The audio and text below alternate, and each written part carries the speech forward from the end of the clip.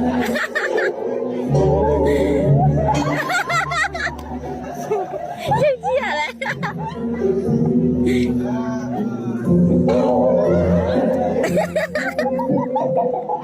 ့်ရတယ်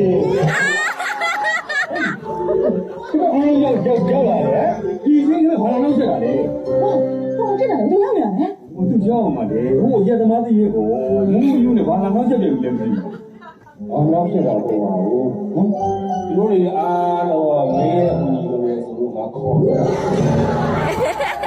အများကြီးပဲမငို့လို့ထိုင်နေအများကြီးပဲဟေးဦးကြီးလိုပဲဆိုလို့ရှိရင်နောက်တစ်ခါလာခဲ့ပါလားဗျာဒီနေ့ကကျွန်တော်ရဲ့မင်္ဂလာဦးညပါဗျာအားမတော့မပါသေးဘူးဗျာ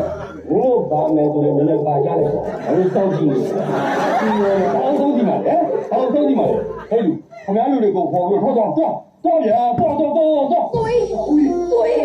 ဟဲ့ဘာလို့လဲညီမလေးဖြတ်တော့အတန်နေကြနေရတယ်အိမ်ကလေးမျိုးဟုတ်တယ်။မင်းတို့ငါတို့ခန်းထဲလိုက်လာတာမသိဘူးကွာ။ဘာမှမသိဘူး။စူးချက်ပေါ်တော့ရိုက်နေတာဘလို့ဒီစမ်းမောင်းကွာ။ငါရှင်းပေးပါမယ်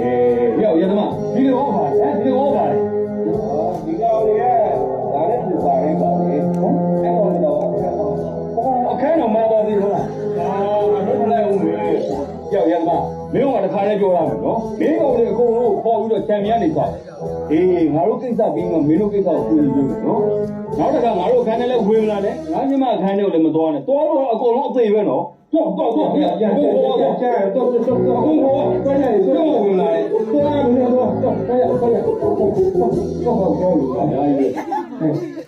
တော့ကြာရပြီးတယ်ဘာလို့ငါပြီးမှစောက်အောင်ဆိုတော့ငါ့ကိုဒီလုံးတော့ဒီလိုက်ပြန်တဲ့တော့ကြာဟိုပေါ်လာအေးသွားနော်ဘာမှဖြစ်တော့ကဲမျိုးလည်းပြန်ရတော့သွားပြေးမသိကြရနော်သိကြပါတော့ကွာညီမလေးနော်နောက်တော့နင်တို့ခန်းတော့ဘာသာမဲစကားနင်တို့ဖွင့်မလားအေးငါတို့အခန်းထဲကနေဘာသာမဲကြကြလဲငါတို့ခန်းထဲဝင်လာတယ်ကြားရနော်ဘာလဲအာယုံနောက်လာလာဒီမှာတော့တီး